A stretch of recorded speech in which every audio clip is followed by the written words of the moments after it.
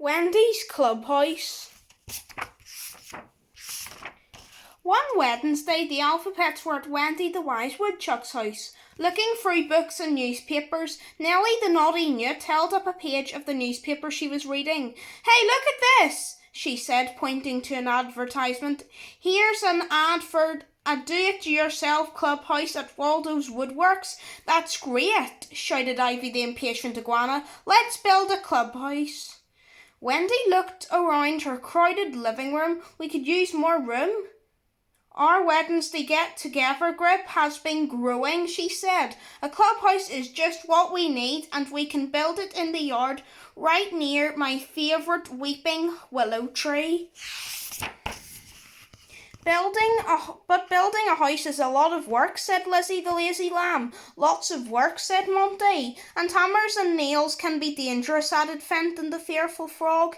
"Yes, dangerous," Monty said. "Besides," said Una the unhappy unicorn, "we don't know how to build a house." Wendy pointed to a sign on her wall that read, "Nothing ventured, nothing gained. If we don't try, we won't know if we can do it," she said. "How are we going to pay for the clubhouse?" Nellie asked. "A do-it-yourself kit costs lots of money."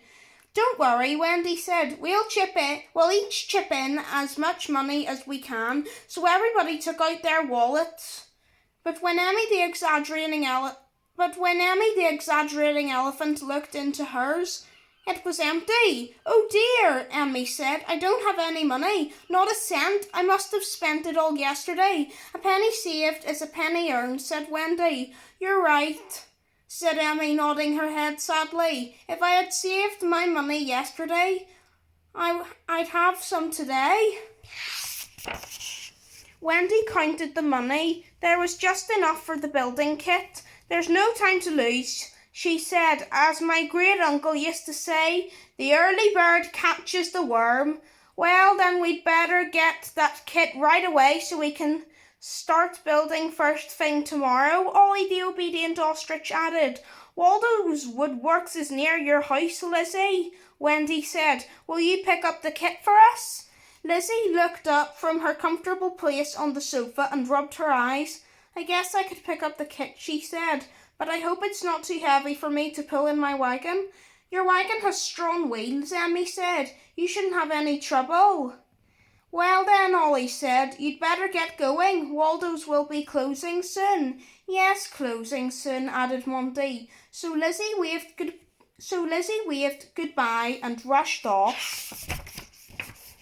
When Lizzie got home, she wheeled her wagon out of the garage and started pulling it across the lawn. Suddenly she felt very tired from all the rushing. "Phew, this is hard work," she said.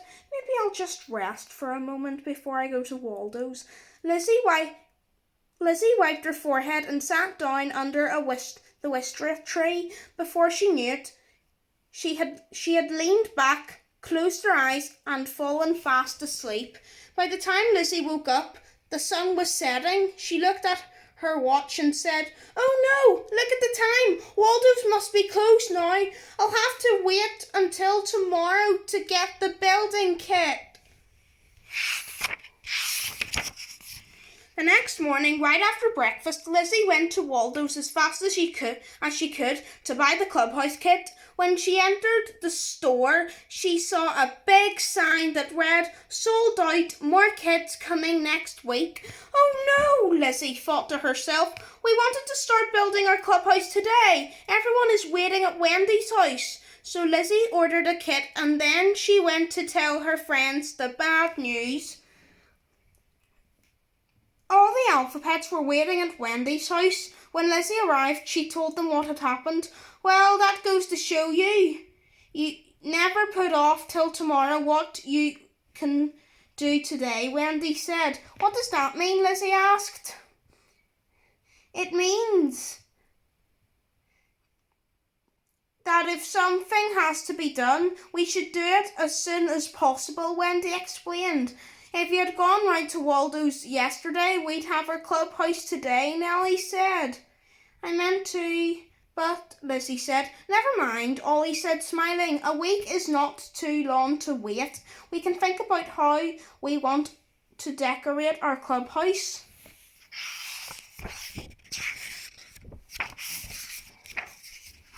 On the day the kit was to arrive, Ivy and Albert, the absent-minded alligator, volunteered to wait for it.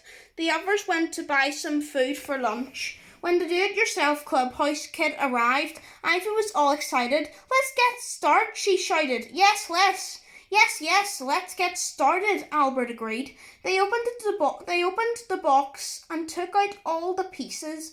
"How do we put it together?" Albert asked. "Where are the instructions?" "There's no time to look for instructions," Ivy said. Let's hurry so we can surprise everybody when they come back." She took her hammer and some nails and started to work.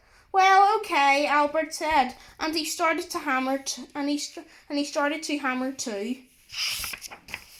When the AlphaPets returned with the food, they couldn't believe their eyes. "Oh no," cried Lizzie. "That's the silliest thing I've ever seen," Nellie shouted. "The door is on the roof," Emmy giggled. "The window is where the door belongs," Ollie groaned. "The roof sticks out the side," Fenton muttered. "Just as my grandma always says." "Haste makes waste," said Wendy. "We should take time to plan ahead and do things right."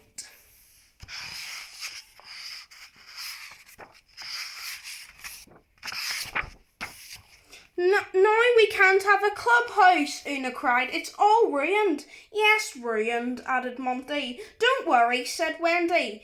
"If at first you don't succeed, try and try again." So everybody rolled up their sleeves and got to work taking the pieces apart.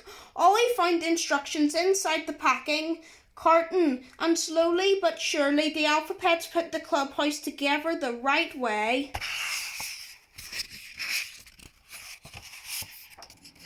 When the AlphaPets were finished building their clubhouse, they stepped back to admire it. "Now all we have to do is paint it," Ollie said, reading the instructions. Everybody dipped their brushes in the paint. They painted the inside light blue, the outside bright yellow, and the door brick red. In no time at all, the whole house was painted. The instructions said to wait for 1 hour, the instructions said to wait 1 hour for the paint to dry before adding the finishing touches. So everyone had lunch and a drink of water from the well. Everyone, that is, except Ivy. She was too excited to wait for the paint to dry. Ivy ran to the clubhouse and pushed the door open so she could peek inside. Squish! Her hand smeared the wet paint and her fingerprints made messy marks all over the sticky door. "Yikes!" Ivy cried, looking at the mess she made. "The paint is still wet." The AlphaPet saw what happened and came running. "Oh, Ivy," Una cried, "our clubhouse is ruined." I'm sorry. I didn't mean. I was only trying," mumbled Ivy. "Don't worry. We have enough extra paint to smooth out the smudges," Wendy said. "But next time, Ivy, try to remember, look before you leap." Everybody helped Ivy touch up the smudges, and then they waited patiently for the paint to dry. When the AlphaPets were admiring their good work, Ollie took his paints and went inside. After a few minutes, he came out again with a sign under his arm. Then he gathered everyone around and said, if it weren't for our Wendy's wonderful words of wisdom to encourage us, we won't have a clubhouse at all." Ollie held up the sign he had painted. It read Wendy's Clubhouse. Then he hung it on the clubhouse door. Just then, Perry the polite porcupine, Katie the kind koala, Xavier the exploring xenops, and Connie the cuddly cat came by. "Oh, what a beautiful clubhouse," Katie said. "May we come in?" asked Perry the polite porcupine. "No!" shouted Nellie. "Only those who helped build the clubhouse." "No!" shouted Nellie. "Only those who helped build this house can't be in the club. You can't join." Perry, Katie, Xavier, and Connie felt sad. They turned around and started to leave, but Wendy ran after them. No, no, no, said Wendy, smiling warmly. Come back, dear friend. She turned to Nellie. Of all words of wisdom, Wendy added, the most important thing are do unto others as you would have them do unto you. We should always treat people the way we would want to be treated. Don't you think it will be more fun to share our clubhouse? I guess so, said Nellie, slightly embarrassed for being so rude. I'm sorry, she said. She added, as she took Katie's hand and led her toward the clubhouse door.